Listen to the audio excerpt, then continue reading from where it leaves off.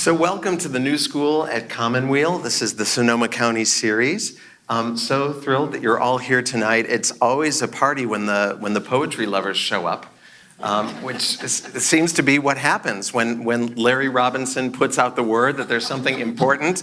If you like poetry, you must show up. People show up. Really thrilled to have you here. So I'm Erwin Keller. I serve here at Congregation Ner Shalom in a rabbinic capacity, but tonight I get to serve in my capacity as a participant in conversation on behalf of the new school at Commonweal. And it is, I was saying to Allison before that when we decided to start this Sonoma County series, it was fun because I just sat and made a list of everybody that I want to have a conversation with. And some of you were here when I had a conversation with Larry, and you're here again tonight. And so this is more fun for me than for any of you. So I want to open by introducing Allison, and I know many of you know her work. If you don't know her personally, you know her work. Allison is a poet, an essayist, and a playwright. Her books include the poetry collections Desire Zoo, which is this one, The Largest Possible Life, which is this one, and See How We Almost Fly, which is our spokesmodel here is demonstrating, and a collection of essays called Feral City. Allison's plays include Saying Kaddish with My Sister, Hot Water, Glitter and Spew, Oasis, and The Recruiter, and a musical called The Chain.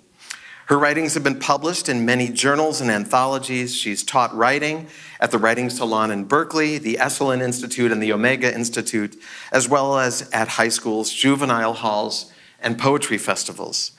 She's a political activist and a homebody. She's a dog person who fell in love with a cat.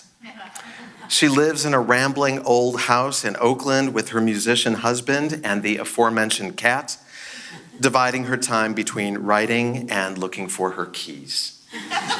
So let's welcome Allison Luderman.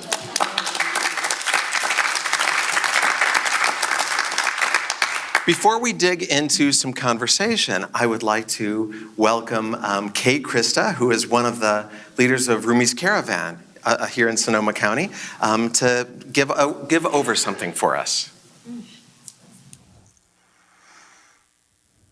Because even the word obstacle is an obstacle. Try to love everything that gets in your way. The Chinese women in flowered bathing caps, murmuring together in Mandarin and doing leg exercises in your lane, while you execute 36 furious laps, one for every item on your to-do list. The heavy-bellied man who goes thrashing through the water like a horse with a harpoon stuck in its side, whose breathless tsunamis rock you from your course. Teachers, all. Learn to be small and swim past obstacles like a minnow without grudge or memory. Thinking obstacle is another obstacle. Try to love the teenage girl leaning against the ladder showing off her new tattoo, Cette vie est la mienne. This life is mine, in thick blue-black letters on her ivory instep. Be glad she'll have that to look at the rest of her life, and keep going. Swim past an uncle in the lane next to yours, teaching his nephew how to hold his breath underwater, even though kids aren't supposed to be in the pool at this hour.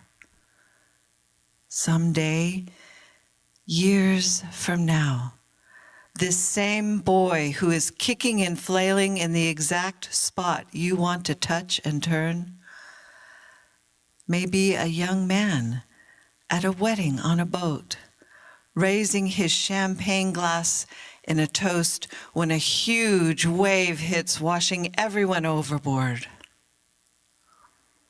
He'll come up, coughing and spitting like he is now, but he'll come up like a cork, alive,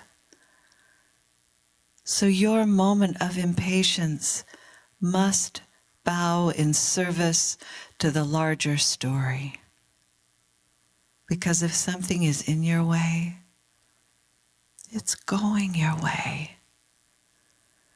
The way of all beings toward darkness, toward light. Mm-hmm.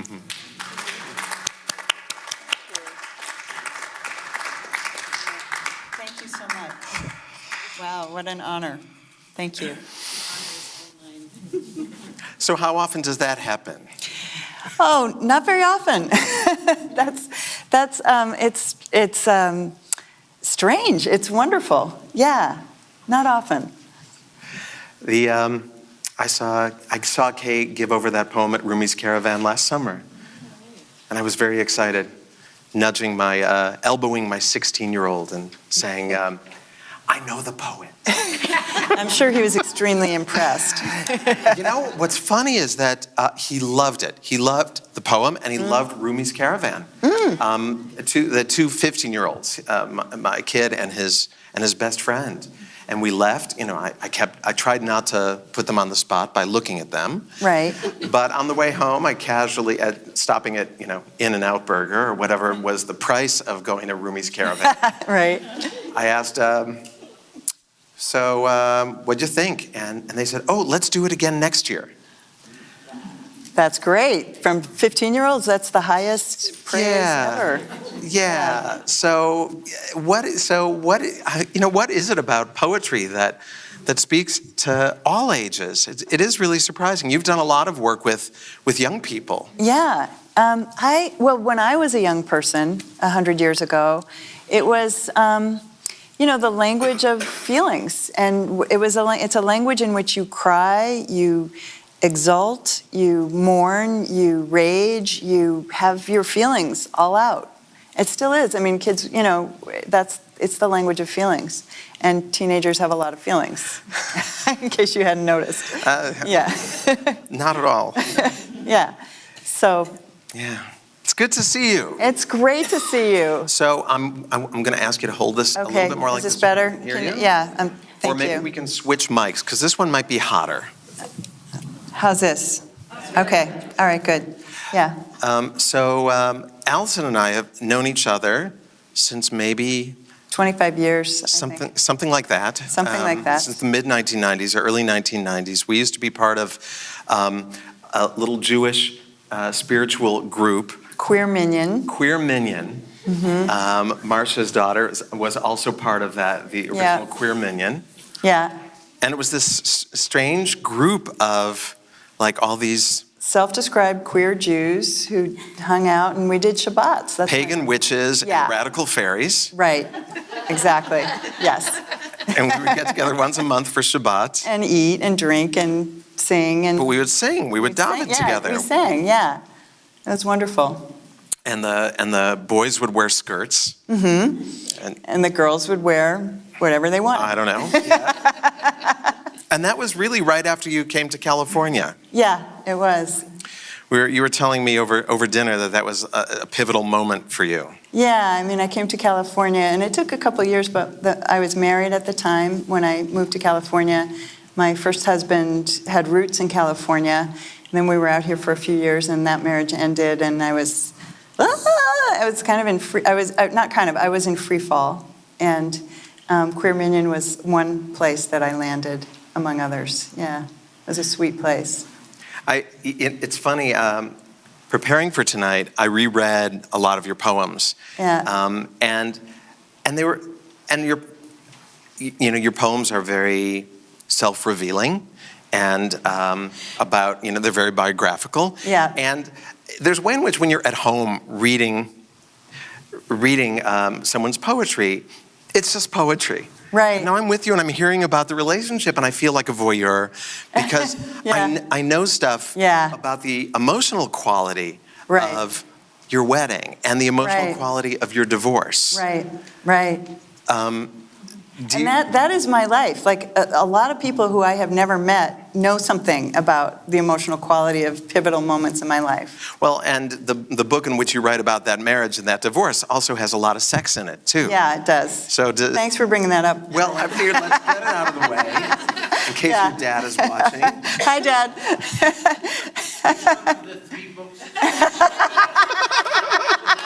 Why the largest? That one, yeah, it does. Possible. A lot of sex. Yeah, not just sex, but queer sex in it. Let's just say that. Yeah, as well. And your question is? Well, I don't know if I have one. You know, one of the things I decided, I wrote a bunch of a list of a bunch of kinds of questions I want to ask, and then in a very geeky way, I indexed it with poems, so that every bit of conversation could be punctuated by your reading an example of that. Right. But I'm also willing to do it this way, that when I ask a stupid question or I'm floundering, you can just say, I'll rescue you with a poem. Rescue me with a poem. Okay, I'd love that to sounds read. good. Yeah. Or something like that. Okay. You have two very beautiful poems in the book, in Largest Possible Life, about that marriage. Actually, I'm not talking about the inside, the middle of the marriage, but the wedding day and the day you submit your divorce papers. And both of those poems are, you write them about the civil servant. Yeah, it's true. Yeah.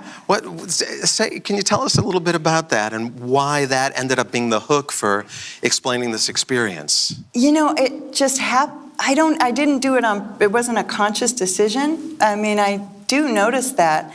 I also have a lot of poems about like grocery store clerks. If you notice, there's more than one cashier, So one is I don't get out much. As a writer, I'm home alone a lot. So when I do, like whoever I have contact with, that's a big deal to me. Like the cashier at Trader Joe's, like we have a conversation, like, that's my conversation. So, but I think it's those women, they were women too, both of them. There was a justice of the peace that we did the legal part of our wedding with, and then we had my best friend married us. And then whatever you call her, it was like the court clerk or something. Yeah, Notary Public at the bank who ratified my divorce papers. Well, I think that those interactions were cultural exchanges as well as, there was the big story of the marriage, but there was also the cultural context in which all this stuff happens. And context is really important to me, and culture is really important to me. Also both of these civil servants have a quality of, they're a little bit of the judge's eye view. Yeah. In both of these poems, I'm trying to remember in the one with the justice of the peace, she comes and gives a warning about getting married. She was pissed because she didn't get a chance to do her mandatory counseling session because we were so arrogant and young that we said we didn't need it, and so she was like, well, it's really hard, which actually it is, and we should have maybe taken advantage of her, counseling, although I don't know. Right, if that would have helped, right? Yeah, I'm not sure that it would have, but yeah. Yeah.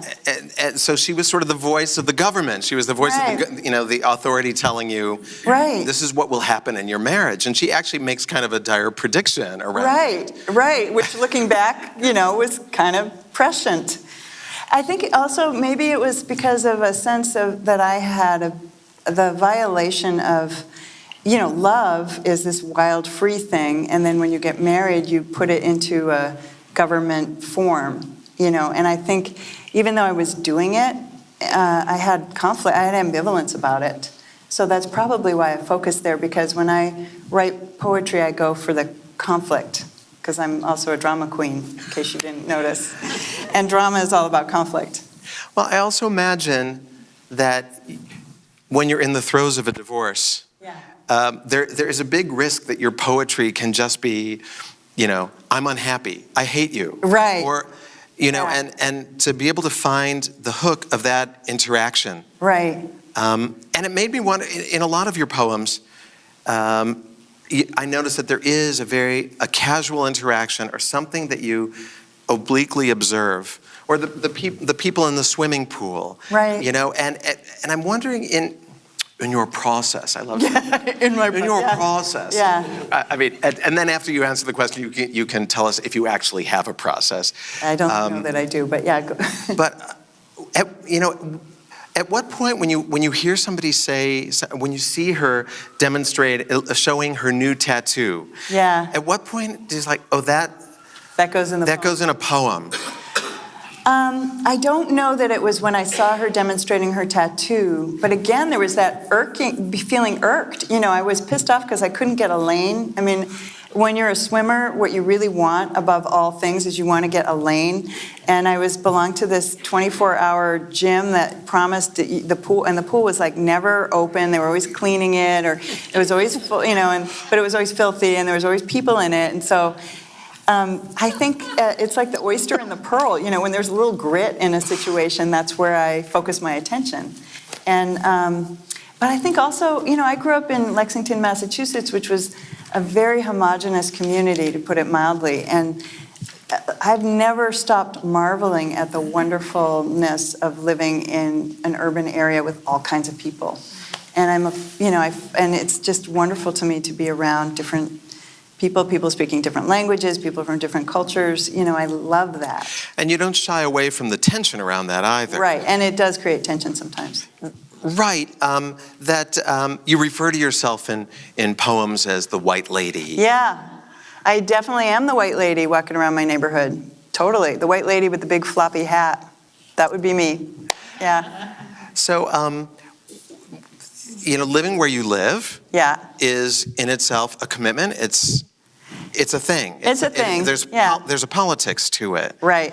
And there's also art to it. You bring it into your work. Tell us a little bit about where you live and how that finds its way as an expression of your politics and in creating your politics and also your poetry. I live about 2 miles east of Lake Merritt in Oakland, so it's a little bit east Oakland, not deep east, but medium east, a little below the Laurel District and near Fruitvale. I usually tell people I live in the Fruitvale. I'm about a mile from Fruitvale BART. The neighborhood is mixed. It's everybody. There's a lot of Mexican-American people. There's a lot of African-American people. There's a lot of Asian-American people, Vietnamese, Hmong. It's just the UN. There's a sprinkling of white people. And I've been there for 20 years. And I like it. I mean, it's a good place to live, and it's become like a character in my poems. I mean, the neighborhood is really a big part of. I keep struggling to describe it properly. I feel like I can never really convey. And you know what's funny? I found a Jewish cemetery, half a mile from my house, off of High Street. I don't know if Fairfax. I just was walking there one day on Mother's Day. I think my dead mother led me there. I swear. It's a tiny little Jewish cemetery in the middle of a not at all Jewish neighborhood, and I'm not sure what the story is behind it. Are you a cemetery walker? I am, yeah. I love to walk in the cemetery, yeah. Yeah, it's always good reading. Yes, it is. You read the dates, you see how old everybody was when they died, you wonder about the stories. Yeah, exactly. See the family groupings, yeah. I guess we'll look forward to seeing it in Cemetery a poem. poems, yeah. Billy Collins has a poem about everybody suggesting topics for poems. Is this a problem that you live with? Sometimes people do have this, well, you should write about, and I'm like, actually, I think you should write that poem, because nobody can, it's such a weird idiosyncratic thing. One of my closest friends, Ruth Schwartz, is a poet, and we take walks together, and we'll see something, and she's like, well, that's for your poem. Usually it's like a dead rat or something. And I'm like, yeah, that's mine. And, I'll take that one. But nobody else can. For me, it's the putting together of things. It's the juxtaposition. It's not one thing. It's usually like three things that coming together, a triangulation of stuff. And in terms of things that you that become a hook. That become hooks, things in the environment that you pull in. But then also you do this thing where it becomes about something.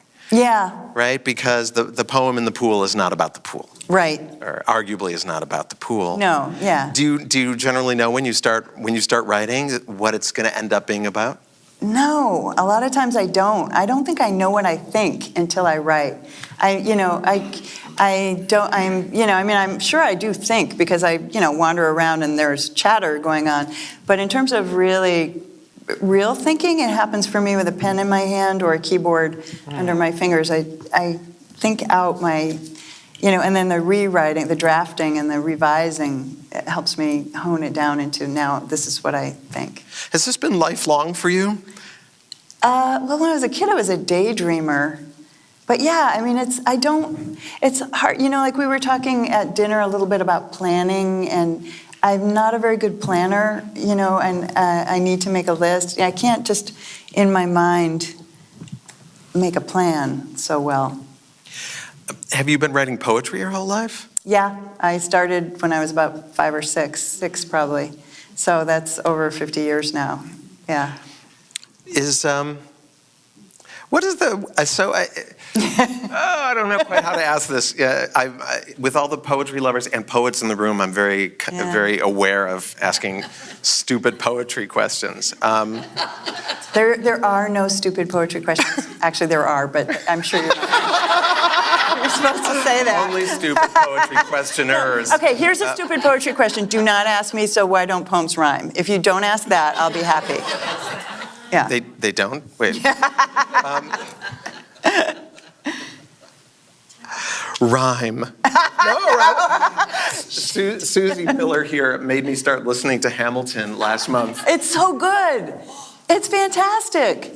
It's unbelievable. It's great. The complexity of the rhyme, the denseness and complexity. I know. It's amazing. And unexpectedness of so much of the rhyme. It's incredible. You have to listen to it like multiple times to even catch it all. Yeah. And that was exciting. It was actually exciting to me. It was like the rhyme revival. Yeah, no, rhyme is making a comeback. It has gotten a bad rap, and kids have brought it back, and it's a thing. But here's the thing about rhyme. It's like playing guitar. It's easy to play guitar badly, and I speak from experience because I play guitar badly. You can learn 3 chords and muddle through something. But to rhyme really well is actually hard. It's harder than it looks. If you play 3 chords, you can play guitar in synagogue. Okay, good. I got a job then. At what point did so the stupid question that I was thinking about has to do with what is the degree to which poetry becomes when does poetry become your preferred method of expression or of giving over an idea, as opposed to, because you've written essays too. Right. Sometimes I don't know if something is going to be a poem or an essay. It's like if it has too many ideas in it, it's probably better to make it an essay because the poem needs to have a certain lightness so it can fly. So for me, my poems are better as experiences, as, encounters, and they have to have a buoyancy. So if I've got a lot of stuff, that might be better for an essay. Do you like to read poetry? Yeah, well, good. I'm picky and critical. Yeah, I do. I wouldn't have known that about you.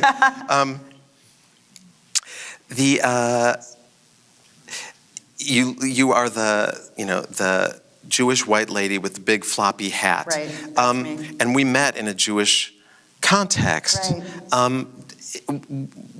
What is the role that being Jewish plays in your life now, and also in your work, in your writing? I think because you did the thing that everybody does to me now. Yeah. At dinner, you did the "I'm such a bad Jew." Right, and I refused to order anything with pork, even though we were at a Vietnamese restaurant. Right. Well, and if you hadn't been a rabbi, like if we'd been sitting together 10 years ago when you were. When I was a drag queen, I would have gotten the pork. That's right, because the drag queen outlook on pork is very different. Right, than the rabbinical outlook. It's not forbidden to drag queens. Right. But you got prawns, and aren't they just as bad? I was noticing that. Yeah, they're smaller, so yeah, right. The infraction is it's a fractional infraction.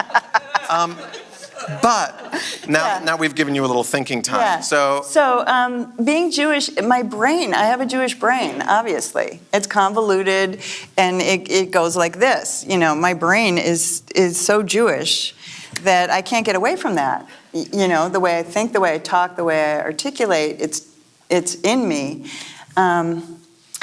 And I think I have a Jewish soul, whatever that means. You know, and the kind of the humanitarian, the fact that the human aspect is so strong for me is, I think, a Jewish thing. what do you mean by that, the human aspect?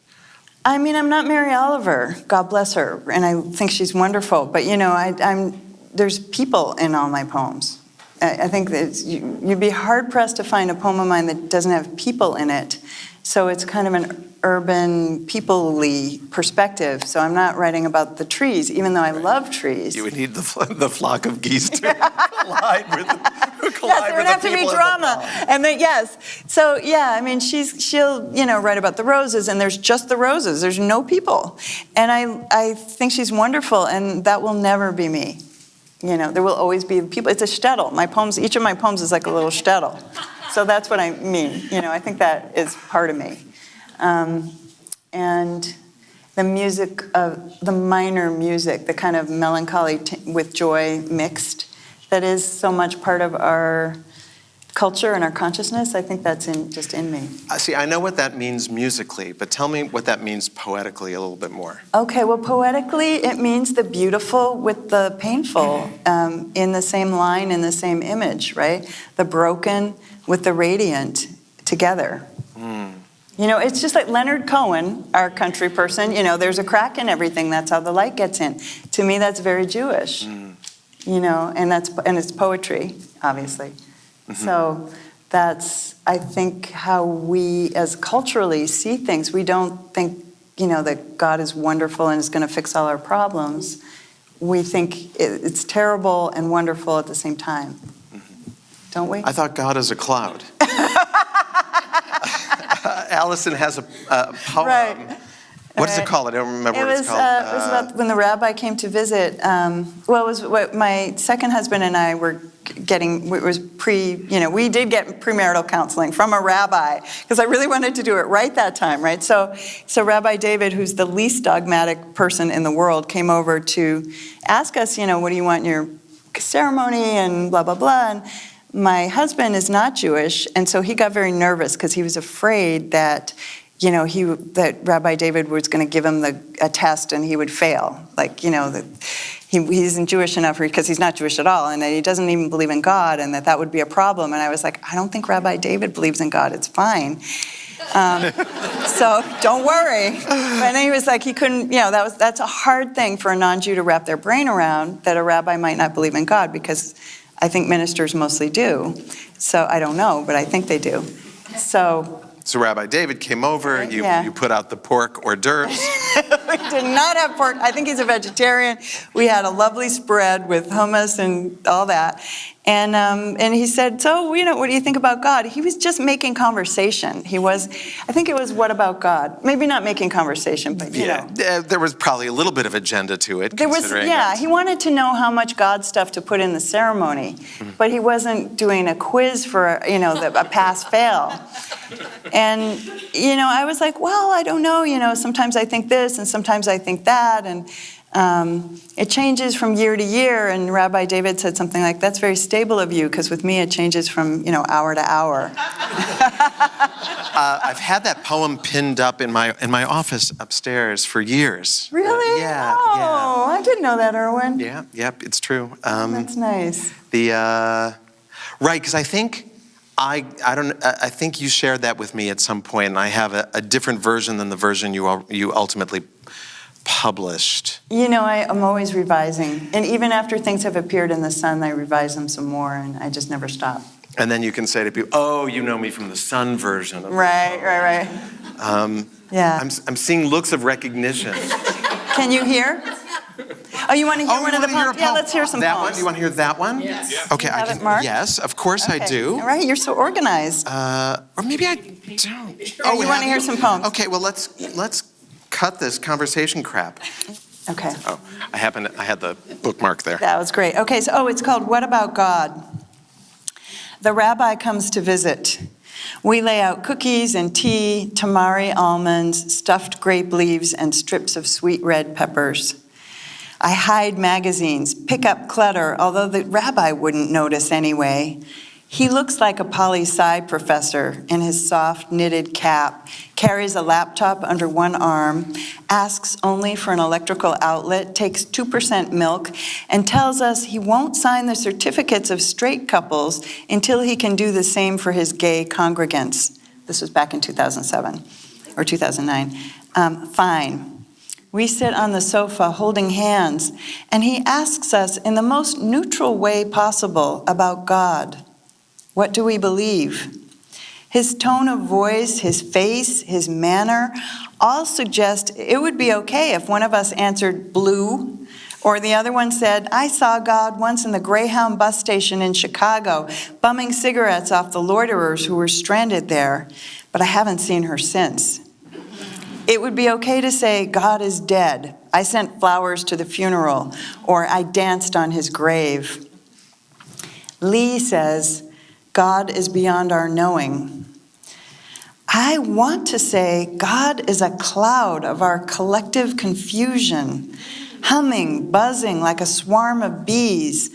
I think of God as an aggregate, a congregation of stars, an infinity of dust. I say my conception of God has changed, is changing from year to year to year. The rabbi raises a mild eyebrow. Really, that's very stable of you. My concept of God changes from hour to hour, like the weather. Aha! You see, I think, sitting back. I was right. A cloud.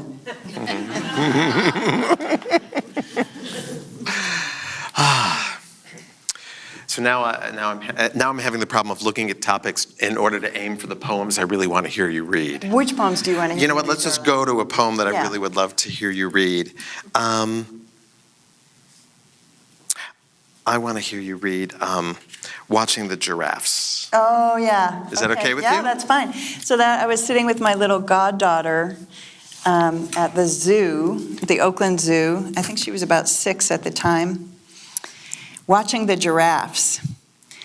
The baby giraffe stands in the shadow of the tall mother body, both of their astonishing necks marked with a perfect mosaic pattern, like kitchen linoleum. The mama bends to lick the soft nubbins above his ears. How close the gods come to us sometimes, how quietly. Then an even taller one, the father, who has been gazing off into the distance, his small head atop that neck like a long, lonesome train whistle high above everything, lets loose a Niagara of yellow pea, and another giraffe ducks a swan-like neck down, down, to catch a deep, hot mouthful of urine. Then undulates back up, swan-like, elegant, gulping and swallowing. So that too is part of it, how they take what they are thirsty for without apology. As I am drinking in the gentle weight of the child's small, trusting body leaning against my arm on the bench at the zoo, both of us watching the animals without saying anything. And you know, every time I would see my goddaughter after that and we'd talk about the zoo, and she was like, do you remember when the giraffe drank the other giraffe's pee? I was like, yes. So seeing something so unusual, so Right. unexpected. I mean, Right. maybe not unusual, but really Yeah, unexpected. it was very unexpected. And something that, you know, we have so many layers of cultural Yeah, prohibition stuff on. around. Right. And to be able to turn it really into something so beautiful and so much about taking what you want without apology. Right. How did you, how did you find sort of where to go with that? I can't find it ahead of time. I have to walk through it. And, I mean, of course there's a tendency to want to just edit that out. Like that's too weird. I can't talk about a giraffe drinking another giraffe's pee in a poem. Like what, But that's what happened. And it was kind of a striking moment. And so in writing that moment, the next moment came. But it's like you have to live that moment before you can get to the next one. Well, and you also followed the example of the giraffe, right? Because you ended up, what the giraffe did without apology, you ended up writing about without apology. Right. And we're animals, and we are. You have done lots of different kinds of work in your life outside of writing. Yes. Maybe you could tell us a little bit about some of my jobs. Yeah, some of your jobs, because they find their way into your poem, and you've had access to lots of experience that that many of us haven't had. Yeah. Well, I was telling you, I worked at San Francisco General Hospital many years ago as a HIV test counselor. It was in the 90s when HIV was a very different landscape then for HIV than it is now. And my job was to I was the one with the clipboard, that gave people their results and made sure their consent was informed, like told them, we thought through what are the consequences of getting the test and all that. And then I worked at Glide Memorial Church for a while, and again, HIV, but a lot of double, triple diagnosis, so a lot of people with drug and alcohol issues or mental health issues, and sometimes HIV too. And I worked for an outfit called Urban Health Study that was interviewing IV drug users. So I did that. I needed to earn a living, and once I got started doing that work, I realized I could do it. Not everybody wants to do that, and for me, it was right around that time of the divorce, and I had been broken open, so I wasn't judging anybody. I mean, I was just trying to keep myself glued together, and it was kind of good to be at a job where I just showed up and people were in need, and I was kind of needy, and we were all kind of a mess, and that was okay. There wasn't really paperwork between you and what you were doing. I mean, it was very direct, raw human contact. And there was some documentation, but not much. And you write about this a lot. Is your writing about this in retrospect, or were you writing these poems while you were doing this work? The poems in the first book were written. That's the most raw book. And those were written at the time.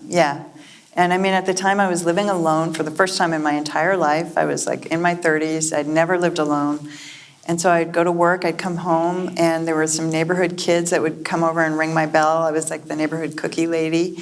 And but then, when the kids weren't there, I was just me and, I didn't have a TV, and I just wrote. It was a very productive, lonely time.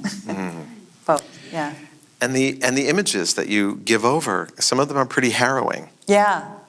That's the reality. I mean, and I'm still, and it is heartbreaking. I mean, I'm in the city, as you said, but there's times when my husband and I talk about leaving just because it's hard. It's hard. In rereading some of those poems, it made me want to ask you if there are subject matters that you won't write about, or that are too difficult, or that you would like to write about and you haven't found a way yet. I have been trying to write about white privilege for a long time. And I have written about it, but it just comes out abstract. And I'm not good at writing about ideas, like big general ideas. There are poets who can do it. I'm not sure that I'm that poet. I have to write about specific instances and, little micro things. I can't. So there's a wonderful book by Claudia Rankine called Citizen, which is her perspective as an African-American woman, a lot of microaggressions and, just what it's like. And when I read it, I really wanted to write experiences as a white person, what is that? But I didn't do a very good job. I mean, I worked it. I mean, I tried. I wrote a ton of stuff, but I'm not satisfied with any of it. Mm-hmm. So I don't want to put it out until it's, right. Love life, sex life, those are all game. Has your willingness to be disclosure? Has that changed? Yes. Okay. It has changed. I did put a lot of stuff out there. I have no regrets about putting it out there, but I'm much more discreet now. And I don't know if it's age. I'm sure it's age. And, I'm in a second marriage, and I, can't write about my sex life without exposing another person. And I think there's a lot to be said. Actually, that is a topic, a lot to be said about being older and sexuality and being older, and I'm not able to quite get it out yet. I've been trying, I'm kind of a perfectionist too. Like, it has to be right before I'll put it out. So there's stuff I'm writing, but I'm sharing it with my closest friends, and I'm not publishing it yet. There's a poem I'm going to ask you to read. Yeah. And there's a little story that goes with this, which is that I don't remember quite how many years ago, Allison sent out an email saying, I forgot if it was my computer was stolen or... Oh, yeah. It my, was. My house was broken into twice, and the computer was stolen both times. Now, here's the next part, is that I don't do backups. Yeah, I know. And the request in the email was, if I've ever sent you one of my poems, would you send it back? Yeah. So before there was one that I sent you that you hadn't remembered writing. Right. So that's what I'm going to ask. And now I don't remember that poem. Which poem was it? For Holly and Mark. Oh, their wedding poem. And it's so beautiful, and I've used it at weddings. Oh my God. Yeah. But first, what's up with that? What's up with the no backups? I'm very technically, technology and me are not good friends. I have one of those backup thingies, but I'm not sure, I don't think I'm using it correctly, and I think things are in the cloud. I have iCloud, but I don't know if things are actually going in the cloud or not, because I don't know.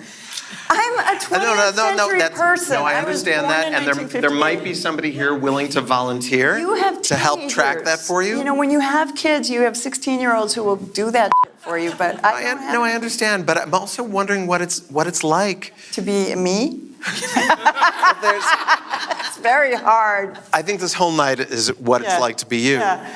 But also that there's stuff that you've created. Yeah. And it became ephemeral. Right. When it wasn't necessarily intended to become ephemeral. And what does that feel like?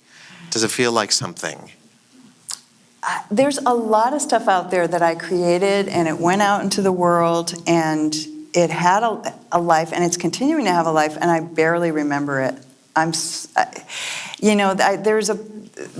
My poems have come back to me in weird ways, because before everything was digitized, because we are of the same generation, so I published some stuff, 30 years ago or 25 years ago, and before everything was online, and somebody, was holding on to that clipping, or that magazine, and I don't have a copy of it anymore, and I moved, and my house was broken into, and I'm not an obsessive record keeper, and so I'm actually more concerned with the poem that I worked on today. Like, that's where my energy is going, is like this poem I'm working on today, and the poem I scribbled in my notebook that when tomorrow I'm going to type up. That's what I'm thinking about. So you're, in a certain way for you, the poem represents a certain personal, emotional process, and then you can let go. You leave a trail of poems behind you. I do, rather than papering your walls with them. Trying to hang on to them. I'm not holding on to them. I'm really glad the books are out there, and they're good containers. But for every poem in each of these books, I wrote, 25 other poems that didn't make it in. So there's hundreds of poems that are just compost. And I wrote a poem I think I wrote a poem for my dad's wedding. I can't remember. I've written poems for various people's weddings, and unless they, bring them back to me, I don't always remember if I did or not. So I'll bring this one back to you. Okay, great. This is it for Holly and Mark. Oh, that's so sweet. So we have these mutual friends, Holly and Mark, who got married. God, it's been like 20 years? Yeah, 20 years. Okay. For Holly and Mark, all our lives we were longing for each other.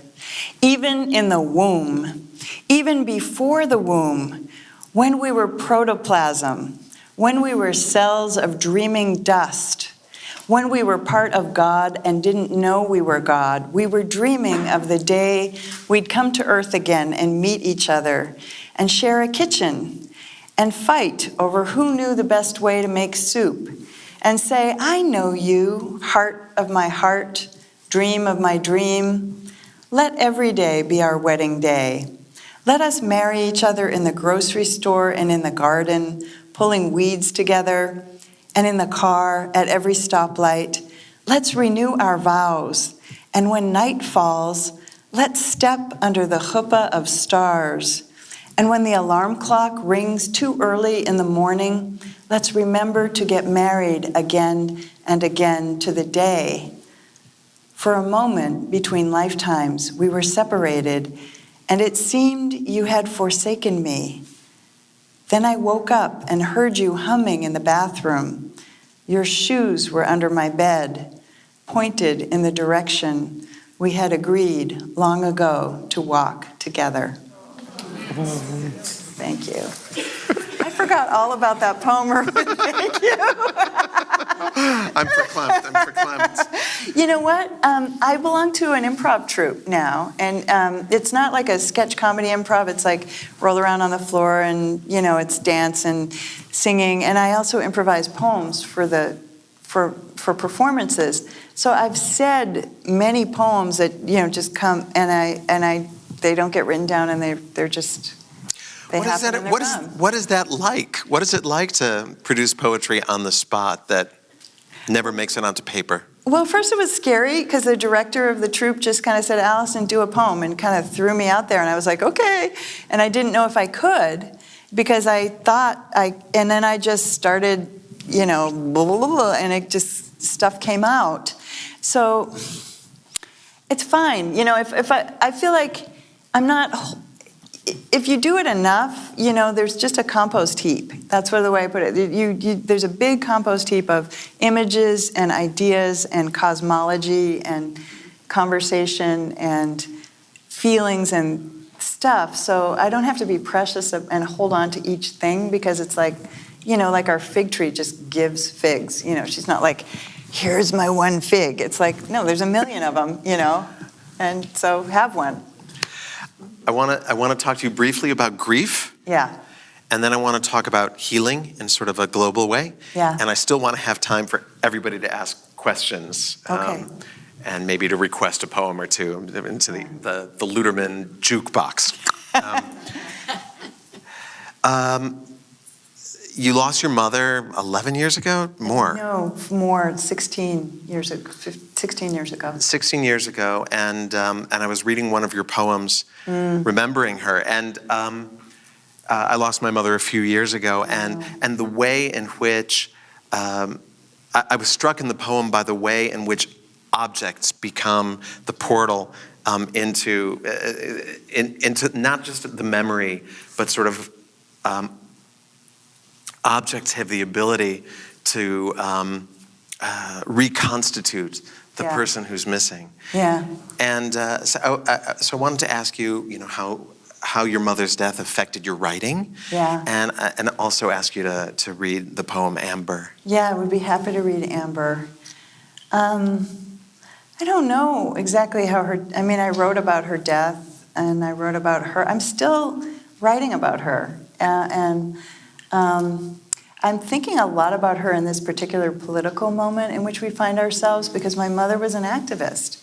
My mother stood out on the village green, Lexington, there's town green because it's New England, and she was demonstrating, she was standing out there for moratoriums against the Vietnam War, She would have been on the Women's March. She absolutely would have been on the Women's March if she were alive. She had very strong senses of right and wrong and very strong convictions.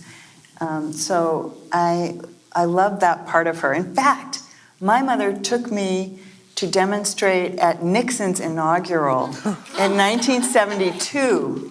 I was 14, and she didn't drive. We took a bus to Washington, D.C. from Massachusetts all night. We rode on this bus with all these other protesters. We marched with wearing black shrouds, and I had a sign that said Hanoi. She had a sign that said Saigon, hung around our necks, white makeup, like we were dead. And she let me eat a chocolate donut, which was unheard of. Because my mother was a health food nut before there were health food nuts.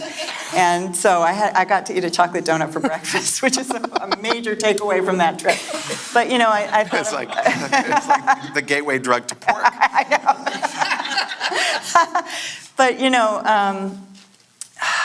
I think she's part of me, so I don't know how you do this grief thing. I don't think that there's any kind of stages, it's just there. Yeah, that stage thing is a little bit Yes. overrated. Right.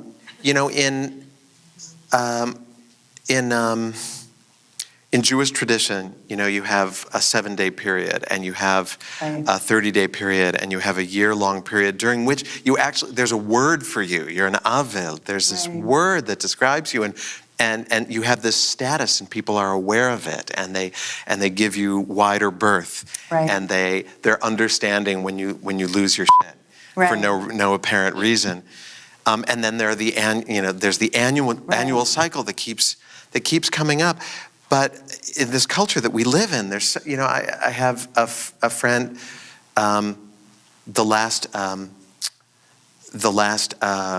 New School talk that we did here was with Chaz Knoll about the Radical Fairies, and his husband died unexpectedly last week, and I was talking to him, and he was, and sort of the friends who were visiting had left, and he said, "So I guess now we move on," and which he doesn't believe, like he Right, understands. right, He was right. saying that ironically, but he was reflecting, the culture that we have of, grief is not polite. Right. And, I don't know how not to see certain objects and be swept away Right. by grief for my mother. Yeah. And I don't want to not be swept away Right. by that grief. That grief is what I have left. Right. It fills the absence. Yeah.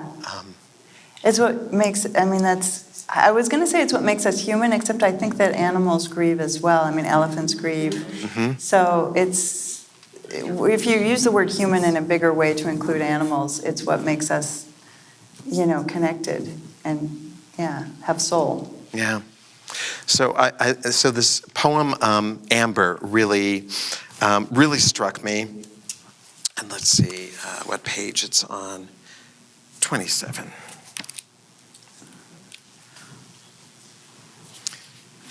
You listeners at home can have this by just going to Amazon. Okay. Or your closest independent bookstore. Yeah. Amber. Oh, yeah, my mother always wore a lot of amber. She loved it. And I inherited her amber earrings. Amber. 2 long teardrops of it graze my shoulder coolly, as my mother's tucking in touch was cool. Nights she and my father went out in the glamour of their long ago youth. How I held my breath then, not wanting her to go. She went anyway, gone for good, 11 years now. These earrings I've inherited glow mellow against skin, reflecting, refracting, light of late August caught in their elegant oblongs, dark honey of the inmost hive. And now they swing awkward out of place against my wrinkling neck, this wind that's always at my back. Amber was her song, her go-to color, wine at sunset, peaches poached in fire. How we live to rue. How love refracted, deflected, bounces back, catches me off guard. How we missed each other, she and I, even when she was alive. So that now, all these years later, I feel her as a coolness brushing my collarbone, a tug at the lobe. You guys are so nice with your humming. That's really nice. I like that. Yeah, it's great. We feel very free in this county. That's good. That's good. And there's a real poetry scene. Yeah. We Yeah, have no, I got that. Yeah. You got real poets. real poets, and I think we're not a community of beginner listeners. Yeah. That's good. Yeah. I want to say, too, it was not the easiest relationship, and my mother was sick for many years before she died, so there was a lot of grieving as well. So tell us how poetry can heal. I think writing can heal if you do it my way.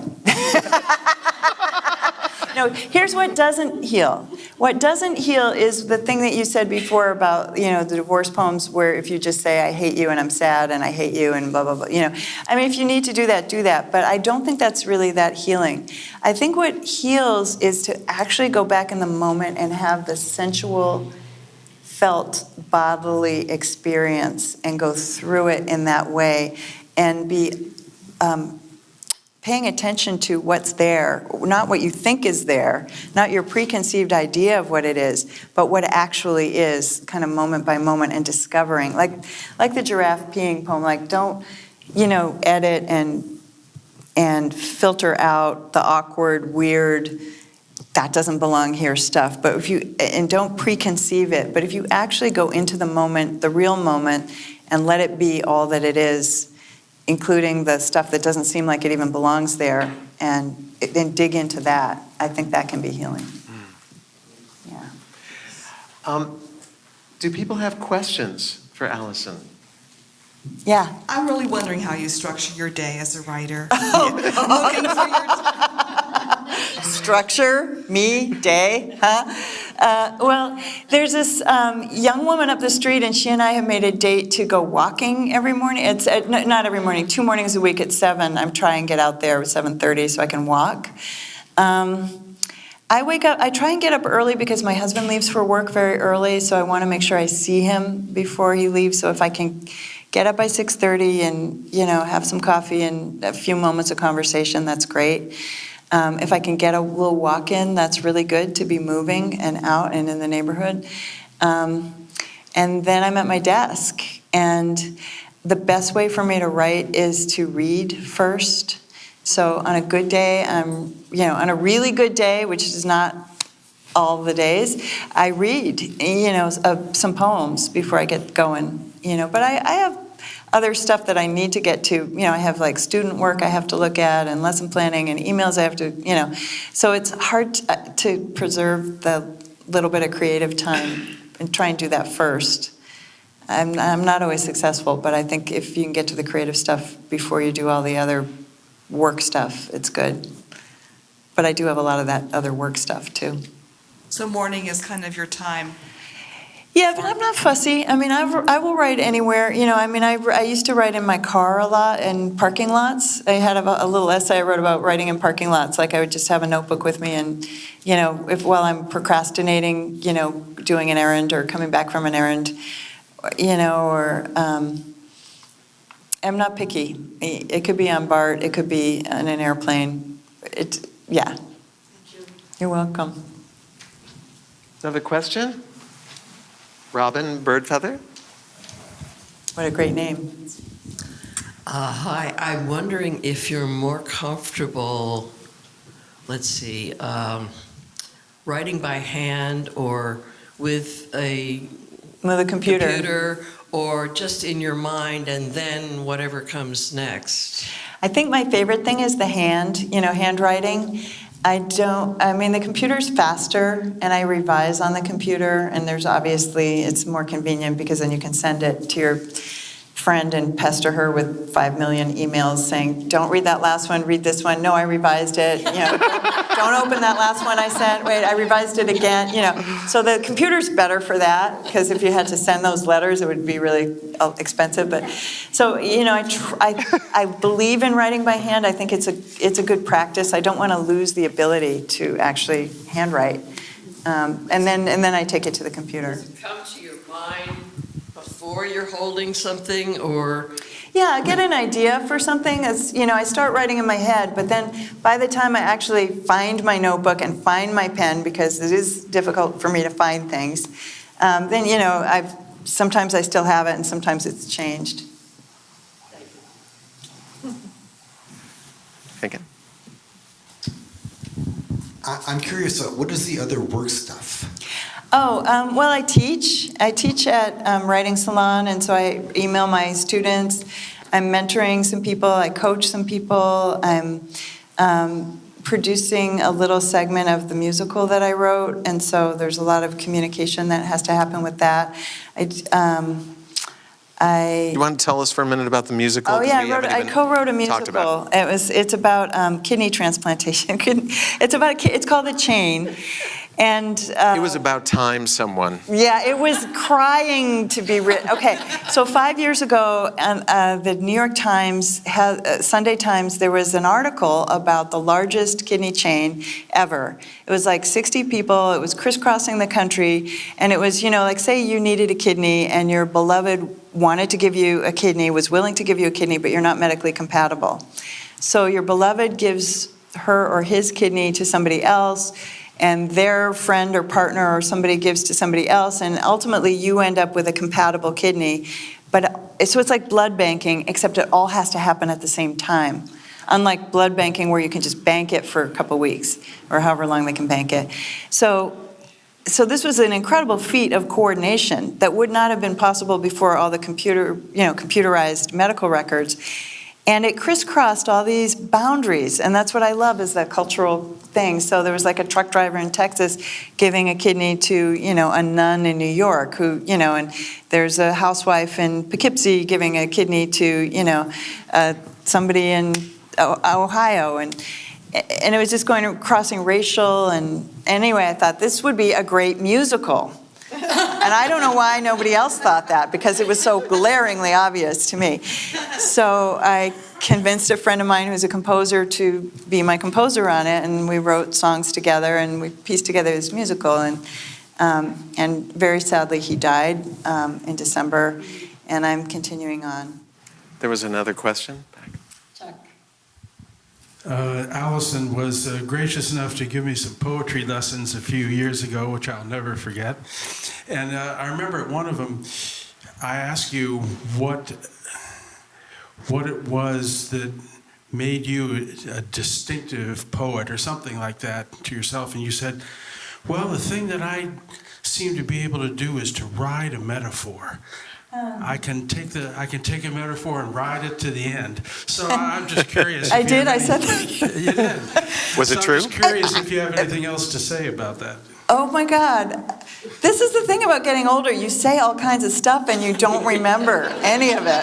Has anybody else had that experience? Like, God knows the things I've said. And then other people remember them, what you said. Yeah, well, I think I can write a metaphor. I don't think I have like the best vocabulary in the world, but I think that I can I'll work the metaphor all the way around. The metaphors are not just decoration for me, they're actually the substructure as well as they go all the way through. Yeah. That's the best, but I don't think I'm the only person that can do that. I mean, a lot of poets do that. Do you see that having a relation to jazz improvisation, for example? The question is... Yes, jazz improvisation. The question's about, is that like jazz improv? Yeah, because a jazz musician will take a theme and then riff on it and, do it, stretch it out and do it this way and do it that way and come back to it. Yeah, exactly. I love that. I love jazz. Yeah. Okay, Rebecca Del Rio. Hi, is I this think on? it's- yeah. Great, okay, it's wonderful to meet you. Thank you. You mentioned that you'll have an idea Yeah. in your head that you're kind of ruminating and thinking about, and then you'll start to write things down. I'm wondering, what's the longest you've carried something Oh, very around? long time. Oh, that makes me feel so So long. So long. Yay, years? 10 decades. Yay! Yeah, no, so long. Some things are not ready until they're ready. Nothing is ready till it's ready. And some things take a really long time to get ready. Do you have a recent example of this? Well, I have an old example of it, which is the Ballad of Greg Withrow, which is in the first book, which is a poem told from the viewpoint, in the voice of this guy, Greg Withrow, who is a white supremacist. And I carried around a People magazine where I had read the article about him. I carried it around for literally 15 years before I could write that. And I tried to write the poem several times, and it never came out right until I realized I had to write it in his voice. But it took me multiple attempts over many years, and I just didn't have the voice. And then once I got the voice, the poem came pretty easily, but it just took forever. It's a beautiful poem. Thank you. Can we hear it? Sure, yeah, I'm happy to do that one. It has bad words in it. Is that okay for your podcast? Yes. Really? Do we? Yeah, you're going to have to bleep some things. Yeah, there's some bleeping stuff in here, for sure. Let's see, where is it? It's towards the end. It is? Okay, thank you. It's nowhere near the end. I didn't think so.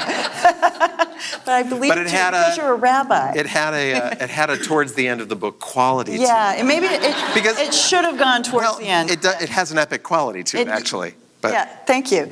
Okay, so this is called The Ballad of Greg Withrow. Greg Withrow was a young neo-Nazi who organized the white supremacist student movement in Sacramento in the 1980s. When his first love affair caused him to spontaneously turn away from hate, his own troops came after him. So in the 80s, he was organizing. I probably read the article about him in the 80s. I know it was in Boston before I came to California.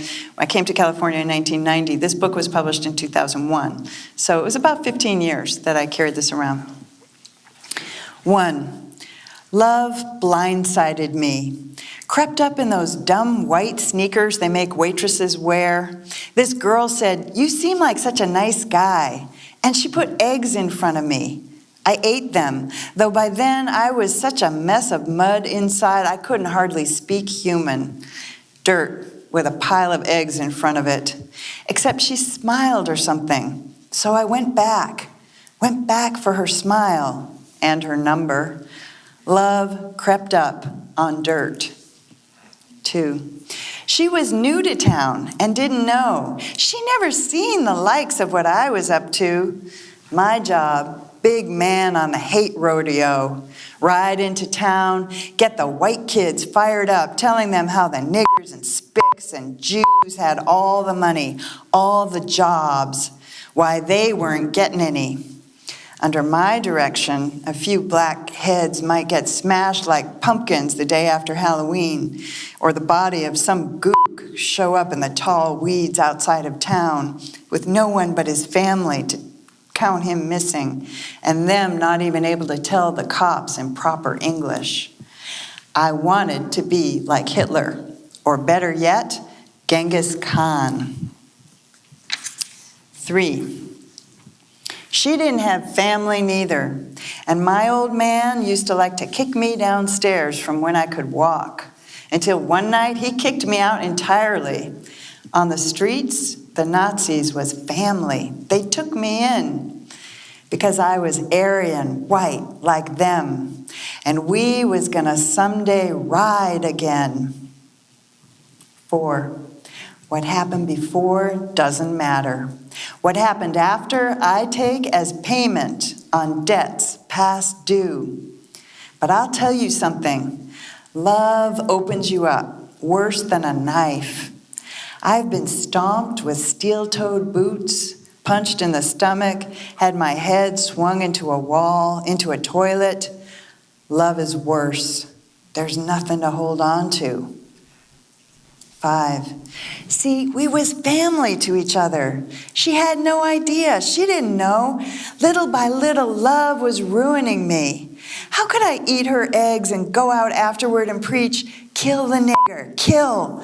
I'd lift my head, and it was another man, a black man, eating his eggs with maybe someone who loved him, waiting at home in their bed for him to make her warm. And I couldn't do it. Love was ruining me. 6. I tried to get away quiet, out by the back door, but hate really does not want to let you go. It thinks it owns you, and I owed something now, would have to pay.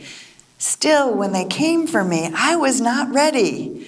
Came with their baseball bats and smashed my jaw so I couldn't talk to no more reporters and say that hate thing was a mistake.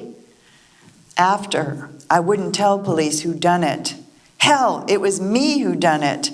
I trained me to come after me in the middle of the night and leave me in a pool of my own blood. That's who done it. 7, when I turned on her, she left, and I don't blame her. I'd have drove her to the station myself if I knew what come next. After the news that night when I kept on telling the wrong I'd done and that I was sorry, they got me good, nailed me to a 6-foot piece of wood like the savior of hell, and I come stumbling down the streets of Sacramento, the nails in my hands and blood running down my side. And the white folks passed me by. Like this, I know God has a plan, and nothing happens that he don't see.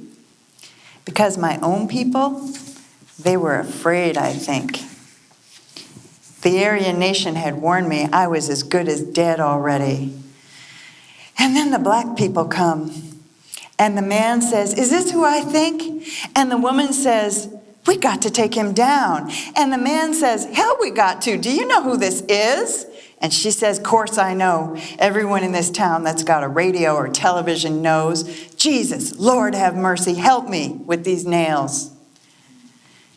And like this, I come to speak before you, except I cannot talk right on account of the jaw still being wired, and because I don't know hardly what to say anymore. When I hated, I knew. Now I don't know nothing, except the things I told you. Love opens you up worse than a knife.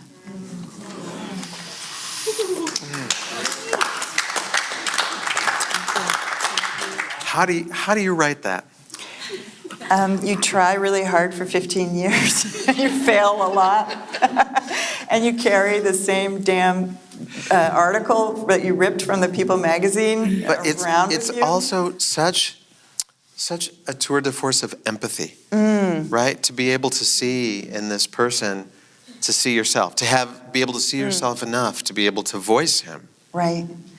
Well, you know what got me about the story, with the article, that he was crucified, and and then the black couple took him down from the cross, and that image was just so potent. And there's a kind of thought that's like Jesus or God or anybody is not out there; it's in here. So we are all called to become Buddha. We're all, and we're all called to be, we have to go through everything we have to go through to get there. Yeah. But thank you. Thank you. I know that was a compliment. Thank you. Let me take the compliment.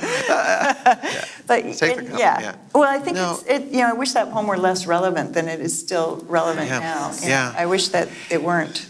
And in terms of the healing qualities of poetry, for those of us, some people in the room write, but for those of us who don't write poetry, to be able to learn from that sort of, that deep empathy, and to sort of put that into practice as a healing mechanism in the world that we're living in right now. Because we are at a point where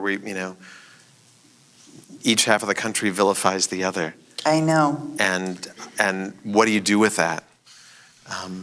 I know. If we have to start talking to each other, and I say that, but it's not, I don't know that I am able to do it yet. I say that all the time, and then I think to myself, but I don't want to. Right. I don't want to. I don't want to, but it needs to happen. And if not us, who, right? You talked about your day getting grounded by reading poetry. Yeah. And I think we all look at, who are your influences. Yeah. But I'm more interested in who is got a voice that resonates for you, that helps you in your writing.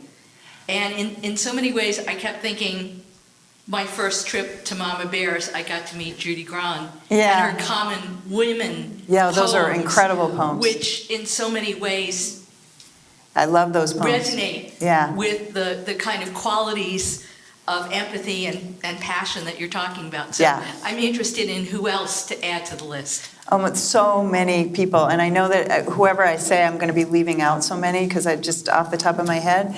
Right this moment, I'm really interested in Marie Howe. I love her to pieces. I just love her so much. Her work is magic. She's great. I love my friend Ellen Bass, of course. my friend Ruth Schwartz. I mean, I read a lot of my friends.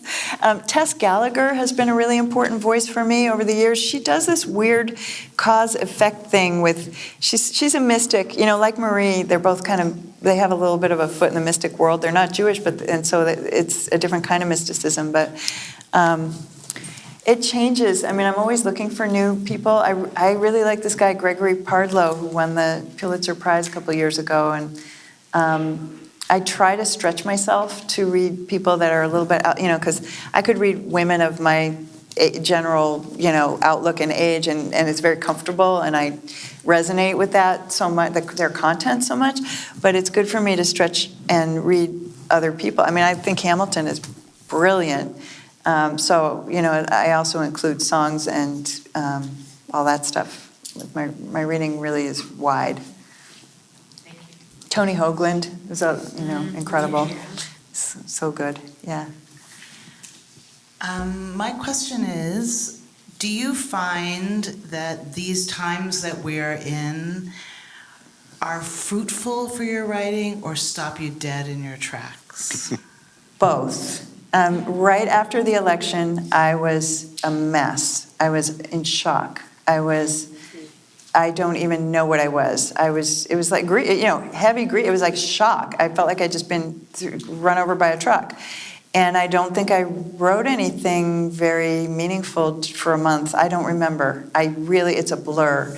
I wrote stuff on Facebook, and then I got super, we have to fix this now. We have to fix this yesterday, and my oldest daughter stuff kicked in. It was like, how could I have let this happen on my watch? I mean, it was ridiculous, the stuff that, and but then right now I'm finding I'm writing political poems.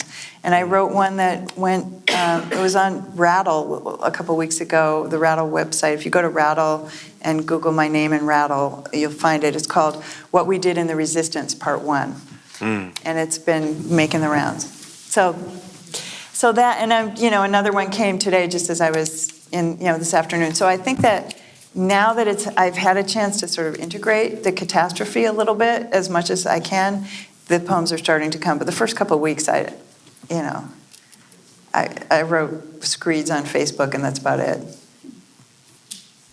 I don't write all the time. I mean, I go in and out. Yeah, as you were talking about your neighborhood, and then this last poem about the newspaper article you carried around, or the magazine article. When I was around the East Bay last year a lot, reading East Bay Express, and the article came out about your neighborhood, I believe, or close to your neighborhood, on the Nextdoor postings. Mm-hmm. You're familiar with that? Yeah, I'm a member of Nextdoor Harrington or whatever. Yeah. Yeah, and the amazing things that were happening with the neighbors talking about each other, the different races, all this stuff. I just wondered if that entered your life, and it entered your poetry and your whole neighborhood walk, and just the whole thing of living there. Like you say, you love being there, you've been there a long time, but you wonder if you'll be moving too. Yeah, I mean, I love it, and sometimes it's hard. It's like a lot of things. There's really great things about it, and there's not so great things. I love it that I'm in the mix with a lot of people from very different backgrounds than myself, and I say hi to them. It's very simple, just walking around and saying hi to whoever crosses my path. That's that's what I do. And somehow in this political climate, that seems like a good thing to do. And a political act. In its own special way, yeah, I think so. Yeah. And the hard thing is when it's hot out and the cars are going by with the rap music, cranked up to the level of deafening, and, it's coming in and it's like 1 a.m. and, and it's really loud and we can't sleep. That happens. There's theft. I mean, I was having coffee at a coffee shop in my neighborhood with a friend, and there was a woman at the next table who was working on her laptop, and 2 guys busted into the coffee shop, yanked the laptop out. She was on the lap. It was under her fingers, and they yanked it and ran. And I ran after them. A bunch of people from the coffee shop ran after them. They jumped in a car and they were gone. So that happens, Whereas when we went out to dinner, I went to the bathroom. I left my bag on the, the chair. And she's got great stuff in her purse.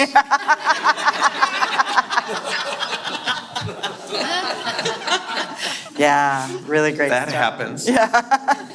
So, it's mixed. I mean,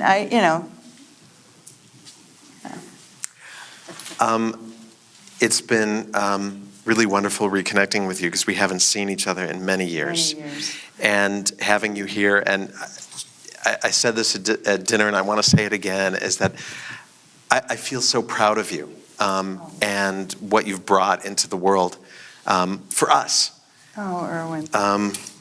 And I wanted to ask if we could close with this poem called Language Acquisition. Oh, yeah. Because it covers in a short poem, really, it's like a sweep of the experience of life, of who we are in the different stages of our lives. And it does it so eloquently and so succinctly, and it feels like it's what I want to leave the room with. It's the flavor I want on my tongue. Okay, this is about my little niece, Anna, who's now 13, so she's speaking quite well now, but when she was 3, it's called Language Acquisition. She has blossomed into complication. My niece, not yet 3, has learned to say either. I don't like the scary skeleton, and I don't like scary pirates either. In 20 years, she'll be standing, head cocked, in front of a rack of paint samples saying, I don't really like the burgundy, but the rust is not quite right either. And from there, of course, it's only a short step to, I don't want to lose you, but I don't want to be utterly consumed by this love either. And from there, and from then on, well, we all know how the skeins get tangled, don't we? We who are no longer little children, yet not wholly grown up either.